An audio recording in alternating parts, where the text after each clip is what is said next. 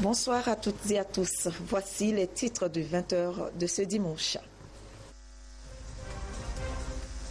Journée des Nations Unies pour son 111e anniversaire, l'ONU met l'accent sur les 17 objectifs de développement durable, 17 objectifs pour transformer le monde et assurer un développement inclusif qui ne laisse personne de côté. L'événement a été célébré en différé ce vendredi au Togo. La coordination de l'unité nationale de réduction des émissions dues à la déforestation et à la dégradation des forêts, RED+, dispose désormais d'un site internet. C'est le www.redtogo.cg. Et puis c'est fini pour l'édition 2016 du Festival international Reines de beauté. 3 candidates ont été couronnées dans leurs domaines respectifs, la couture, la coiffure notamment. Un événement à mettre à l'actif de Nana Média Culture. On va y revenir plus en détail dans ce journal.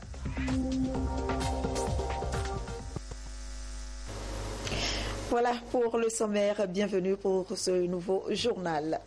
Les Nations Unies mettent l'accent sur les 17 objectifs de développement durable pour son 111e anniversaire. 17 objectifs qui doivent nous amener vers un avenir meilleur pour tous sur une planète préservée. Au Togo, cette 111e journée a été célébrée en différé ce vendredi autour du thème « À 111 ans, 17 objectifs ». Viviane Souvi, Gérard Lagoudou. Pour cette 71e édition de la Journée des Nations Unies, un accent particulier est mis sur les actions que chaque pays doit entreprendre en vue de la réalisation des 17 objectifs des ODD, objectifs du développement durable. D'où le thème à 71 ans, 17 objectifs. Je voudrais sincèrement me réjouir du rôle pionnier que le Togo a joué dans tout ce processus, non seulement comme pays pilote, en même temps que Belize, pour l'effort d'intégration des objectifs de développement durable dans la planification nationale. Mais également, le Togo fait partie du groupe des 20 premiers pays à se porter volontaire pour présenter leur premier rapport au forum politique de haut niveau tenu à New York en juillet 2016. En vertu de cet engagement, et reconnaissant cet effort, que les Nations Unies ont décidé d'organiser à Lomé l'année prochaine le premier symposium africain sur la gouvernance du développement durable. Le gouvernement togolais, dans la mise en œuvre des objectifs du développement durable ODD, a élaboré un programme d'urgence du développement communautaire, PUDC. Notre pays a été désigné comme pays pilote et a présenté à New York en septembre dernier son nouveau programme de développement basé sur les ODD. L'un de ces instruments est notamment le plan national de développement qui prendra la relève de la stratégie de croissance accélérée et de promotion de l'emploi et qui deviendra le cadre de référence des actions de développement à moyen terme sur la période 2018-2022. Les 17 objectifs de développement durable ont été adoptés le 25 septembre 2015.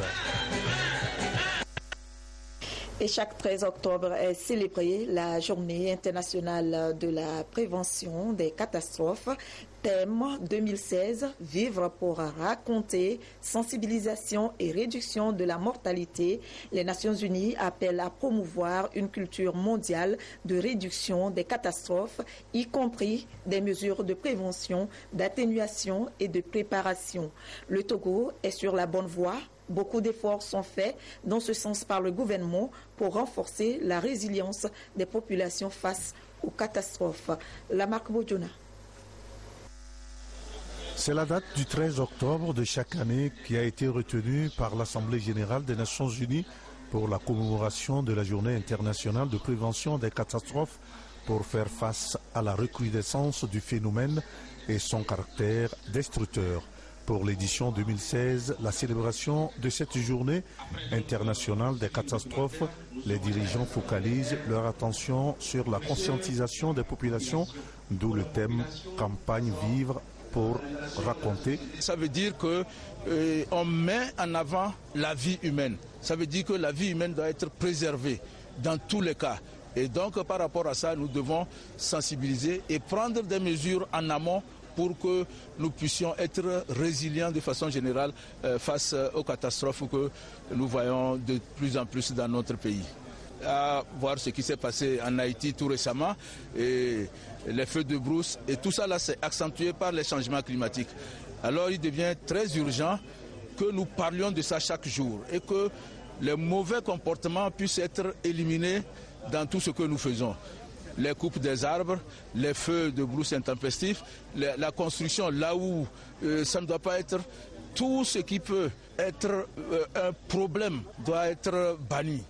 Le président national de la Croix-Rouge, le représentant du ministre de la Sécurité et le préfet de Tchaoudjon ont remercié la Banque mondiale pour son appui au projet de gestion intégrée des catastrophes et des terres PGICT dans plusieurs domaines, notamment la prise en compte des difficultés des populations victimes des catastrophes, la projection d'un film documentaire dans le pays en général et en particulier dans la région centrale, et la visite des sites des sous-projets du PGICT dans la commune de Sokodé ont mis fin aux activités de la célébration de la Journée internationale de prévention des catastrophes.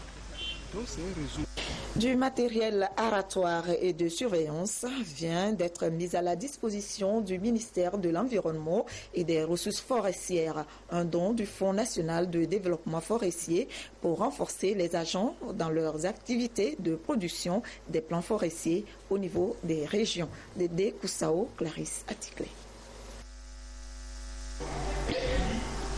Du matériel aratoire et de surveillance pour les directions régionales de l'environnement et des ressources forestières. C'est le ministère en charge de l'environnement qui acquiert ce matériel d'une valeur de 50 millions de francs CFA au profit des agents forestiers. Ceci grâce au Fonds national de développement forestier. Sans outils, sans équipement, nous ne pouvons pas atteindre nos objectifs. Donc, à partir de ces équipements que nous allons utilisés à bon escient, nous comptons contribuer efficacement à la protection de nos ressources biologiques et à la restauration des écosystèmes en voie de dégradation. C'est un renforcement de capacité de nos collaborateurs sur le terrain en termes de production de plants et même des tests de germination qu'ils peuvent faire dans les préfectures. Il est question d'aider les agents forestiers à produire des pépinières ou des jeunes plants de qualité résistants aux aléas climatiques. Toutes les informations et activités sur la RED+, désormais sur le www.redtogo.tg. La mise en ligne de ce site constitue, dans la mesure selon les responsables de la coordination de l'unité nationale de réduction des émissions dues à la déforestation et à la dégradation des forêts, une étape importante dans la mise en œuvre du processus RED+ Togo, processus qui permettra d'informer régulièrement les acteurs, le public, bref, tous qui veulent en savoir un peu plus sur les activités menées et ses principes de base. Quoi sigler, Arnold Kiliou.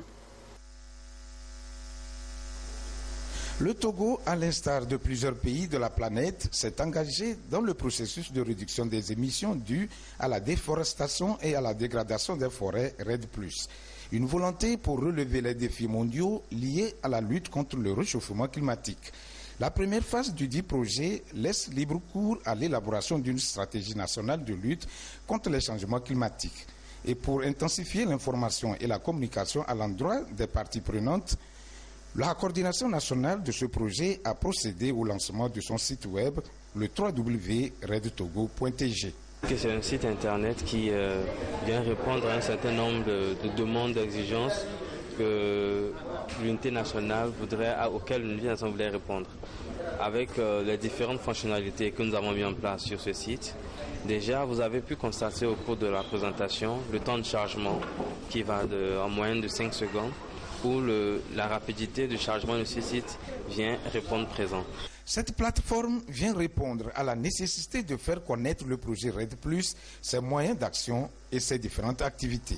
C'est un moyen communicationnel qui permet à tout un chacun d'avoir accès à l'information sur ce processus RED+, et aussi de participer activement en posant des questions, en allant aux informations et en contribuant également au bon déroulement de ce processus. La démarche vient rehausser les activités du RED+, en les rendant plus visibles au plan international. On en vient à cette journée de sensibilisation à Pagoуда sur le TEC, le tarif extérieur commun. Une délégation de la commission de l'UEMOA est allée expliquer à la population de la BINA les mécanismes du TEC en vigueur depuis bientôt 2 ans. Nestor Mouzou. Les différentes couches socio-professionnelles de la BINA face aux responsables de la représentation de l'Union économique et monétaire ouest-africaine et experts de cette institution. Ces responsables et experts ont apporté aux populations du milieu des informations liées à l'application du tarif extérieur commun TEC UEMOA CEDEAO depuis le 1er janvier 2015. Le TEC est un instrument d'intégration qui accorde des avantages aux communautés de l'espace sous-régional.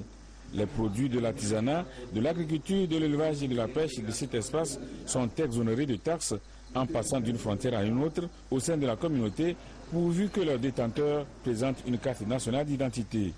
D'autres produits, par contre, sont soumis à la perception de frais à de différents taux.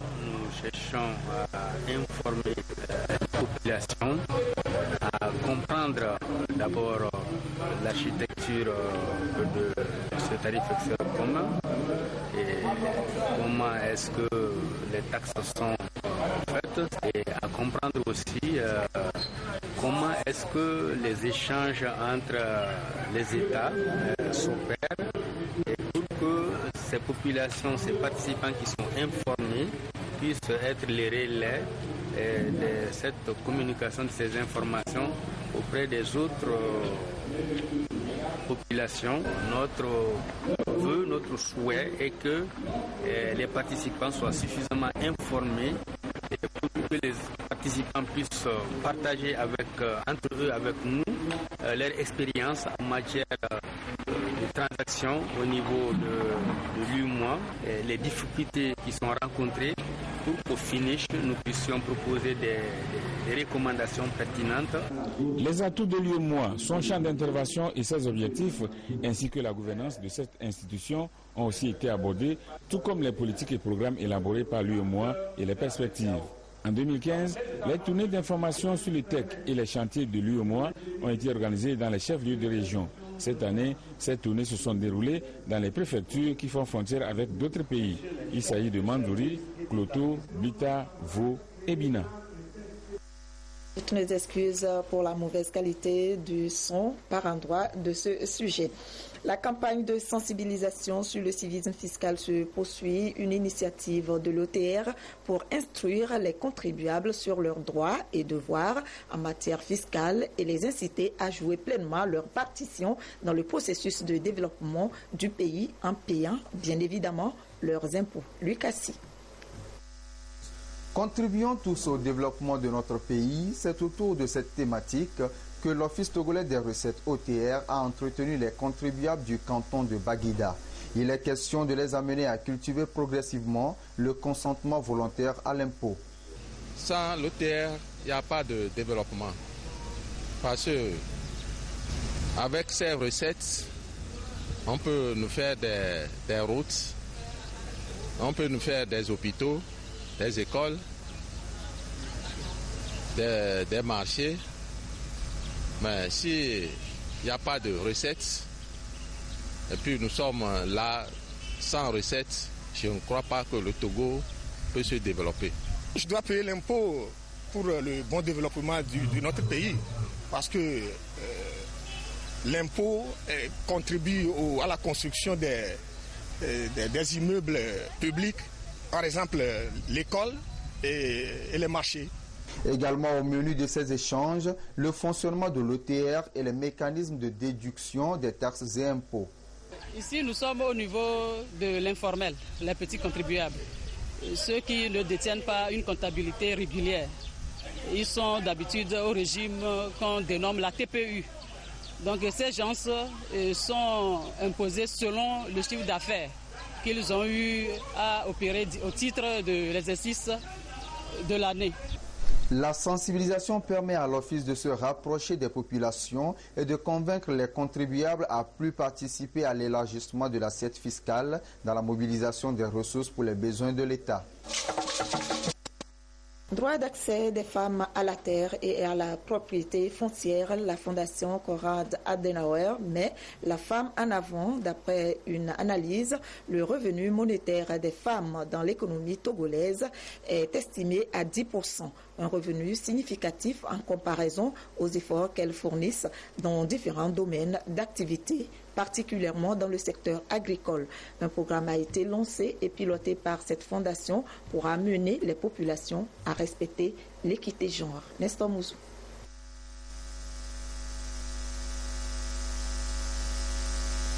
En 2010, une étude de l'Organisation des Nations Unies pour l'alimentation a révélé que seuls 20% des propriétaires fonciers dans le monde sont des femmes. En Afrique occidentale, centrale, du Nord et au Proche-Orient, la situation est pire. Les femmes qui disposent de la terre en tant que propriétaires ne dépassent pas 10%. Le phénomène de discrimination de la femme en matière du foncier est toujours d'actualité. Le Togo n'est pas épargné, malgré l'existence des tests légaux qui réglementent l'acquisition des terres. La concertation nationale de la société civile du Togo et la fondation Konrad Adenauer sont préoccupées par le phénomène. Elles ont décidé d'échanger avec les responsables des structures de la société civile de la préfecture de la Kosa et les autorités locales sur la problématique.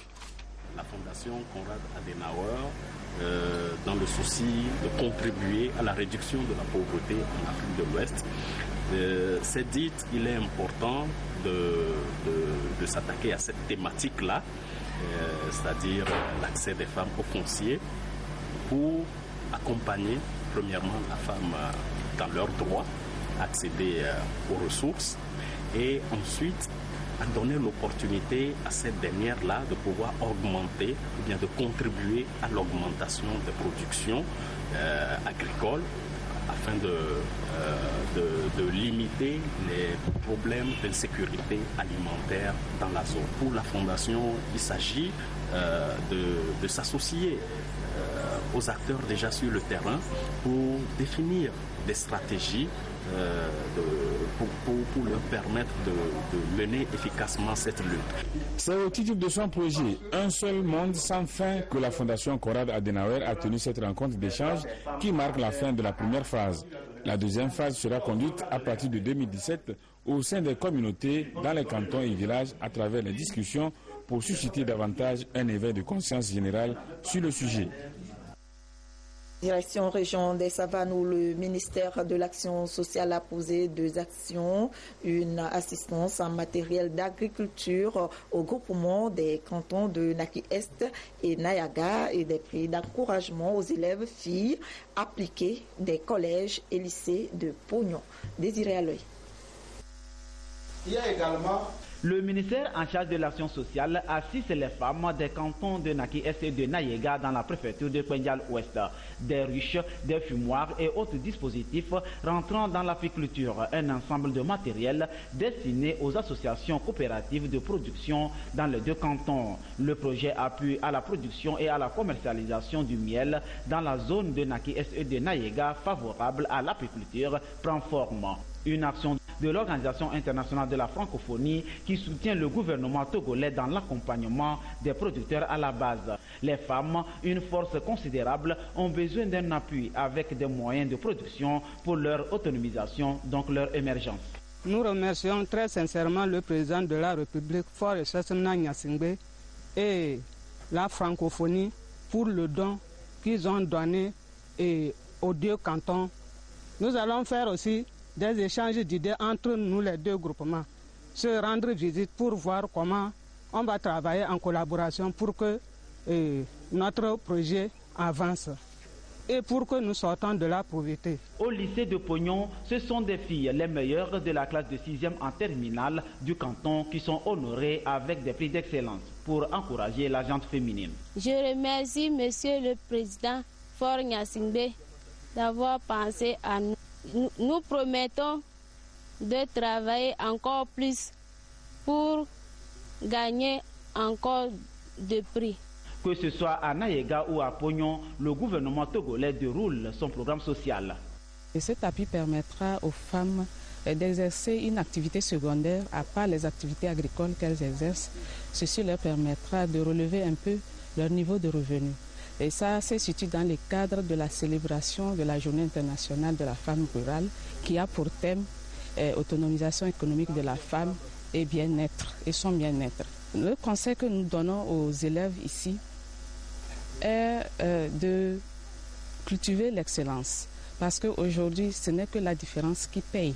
Occasion pour le ministère de sensibiliser les élèves et les parents d'élèves sur les avantages de la scolarisation, les conséquences néfastes des abandons, les mariages précoces, les IST-VIH et les violences faites aux enfants.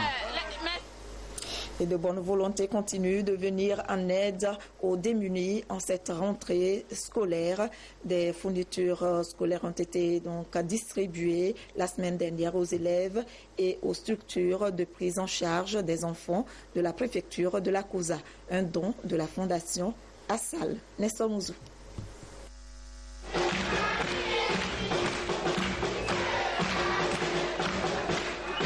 La Fondation Assal apporte son grain de sel pour rendre agréable ce début d'année scolaire pour les élèves en difficulté de la préfecture de la COSA. 300 élèves issus des écoles primaires et des structures de prise en charge des orphelins, à l'instar de l'Organisation pour le développement par la promotion de l'enfance, le foyer Immaculé et le foyer Pierre du Pauvre, ont reçu des kits scolaires. Ce geste ou ce don qui vient au lendemain de la rentrée scolaire, ce qui permettra aux enfants nécessités dont nous avons la responsabilité de bien fréquenter, de bien avoir des conditions requises pour pouvoir attendre un bon résultat à la fin de l'année. Donc autrement dit, nous disons merci à tous les responsables de la Fondation Assal qui a pensé à faire ce geste combien humanitaire. L'année dernière, 500 élèves de la COSA avaient été pris en compte par cette action de charité de l'ONG Assal.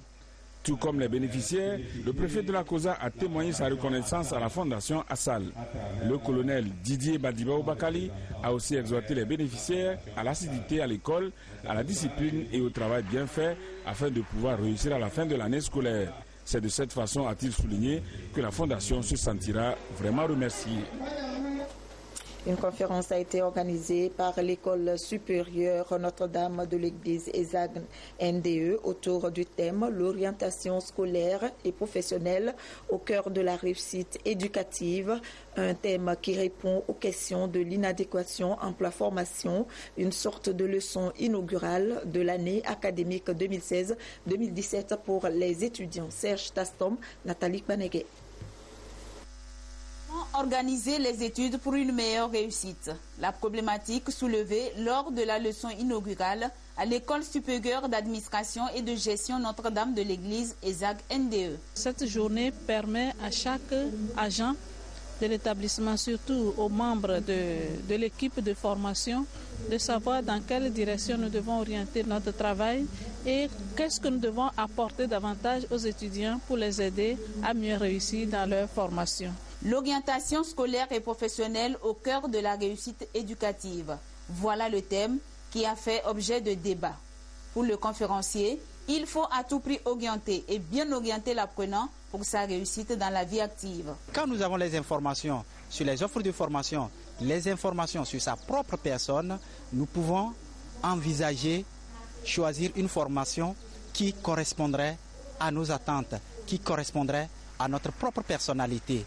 Et ce faisant, nous pouvons faire les études avec beaucoup plus de plaisir. Si nous avons reçu cette leçon, c'est aussi dans le but de nous dire comment faire vraiment pour réussir nos filières. Parce que c'est une chose est de choisir une filière et l'autre est de la réussir. Cette leçon inaugurale donne le ton à 9 mois d'activité académique proprement dite à l'ESAG NDE. Ces diplômes sont reconnus par l'État togolais et le CAMES. En bref, en Côte d'Ivoire, la Côte d'Ivoire qui a voté donc ce dimanche, 6,31 millions d'électeurs étaient appelés à se prononcer pour ou contre une nouvelle constitution. Représentants des partis politiques et membres de la société civile sont présents au sein des bureaux de vote pour veiller à la transparence de la consultation. La majorité espère un plébiscite en faveur de cette constitution. L'opposition a appelé de son côté au boycott du scrutin. Les résultats sont attendus la semaine prochaine.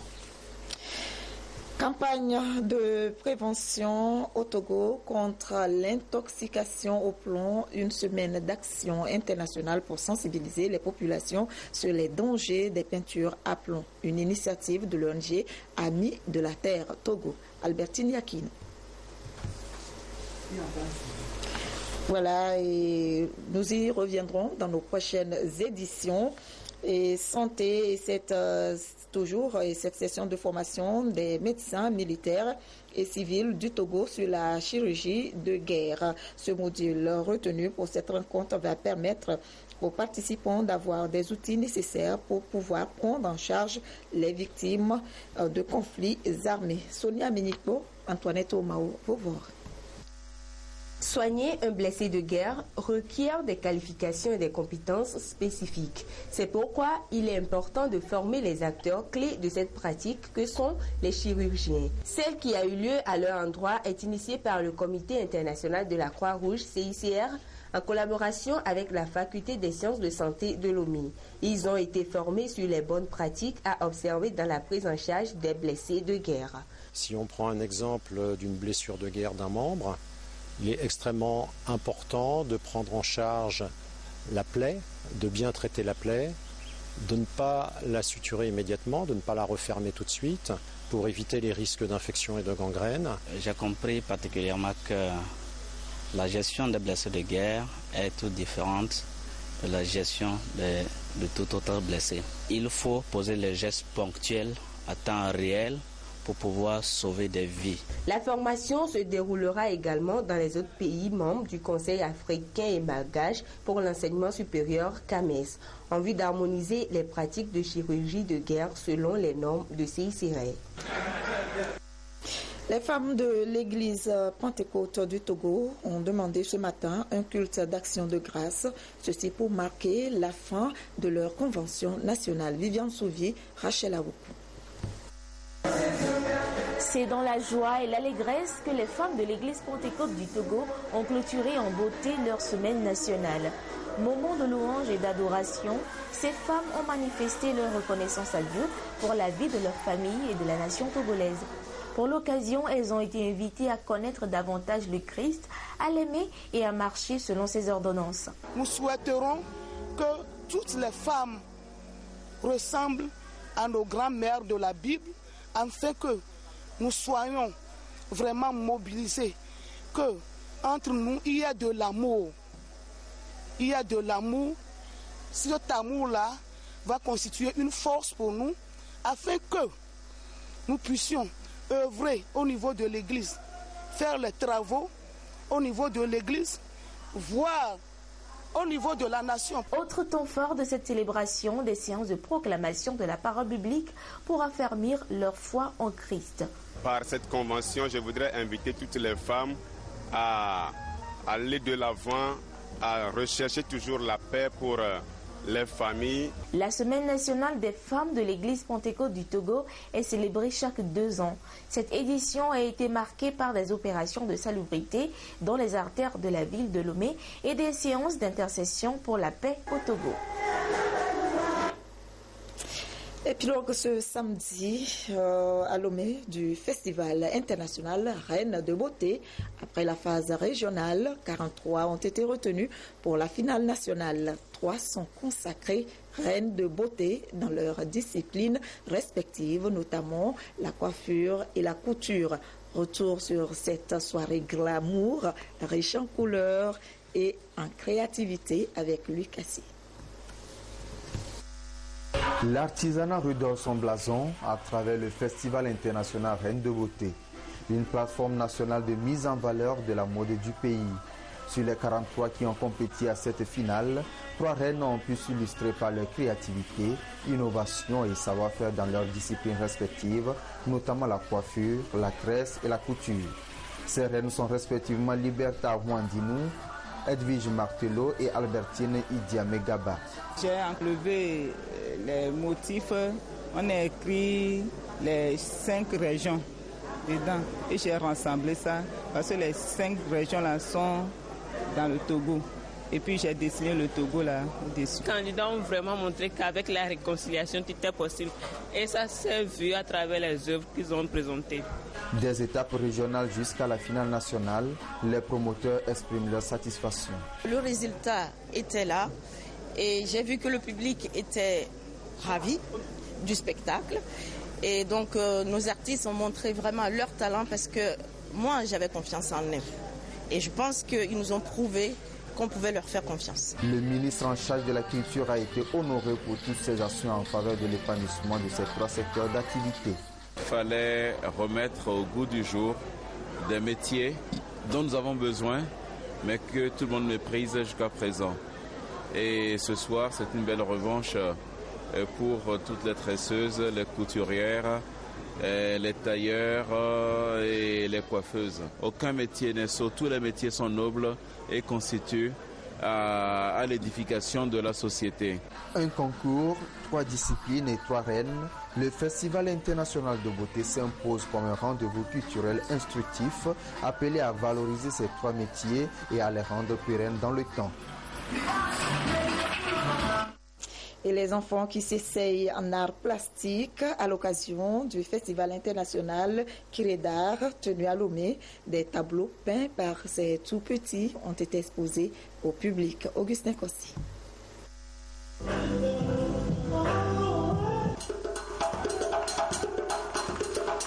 Ils sont une centaine d'enfants à être initiés en art plastique en 3 semaines à travers le pays. Et c'est ici qu'est exposée la crème de leur production, des toiles qui évoquent l'enfance et les réalités africaines.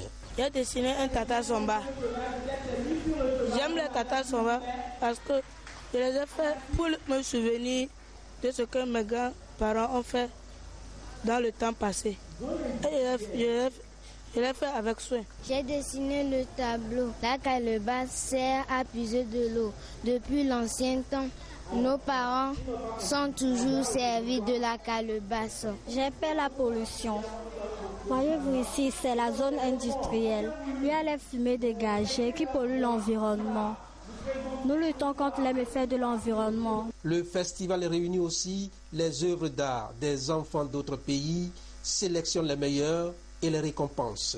Il est dénommé Petite Main aujourd'hui, grand maître de demain. Chaque année, pendant les vacances scolaires, nous organisons les vacances utiles. Et pendant 3 semaines, les enfants qui ont choisi la connaissance des arts s'inscrivent à notre programme et ils suivent les matinées des ateliers d'art plastique. Et les après-midi, nous organisons les ateliers de peinture, de percussion traditionnelle et de danse africaine. L'objectif est de favoriser l'éclosion des talents et potentiels artistiques des enfants et promouvoir la culture de l'excellence. Pour le représentant du ministre en charge de la culture, la démarche a le mérite non seulement de préparer les pépinières artistiques, mais aussi œuvrer à l'identification et à la conservation du patrimoine national. Voilà, et c'est sur ces images que se referme ce journal. Merci de nous avoir prêté attention. Le journal de nuit vous sera présenté par Adolphe Paca avec 2h30. Je vous souhaite une très belle soirée.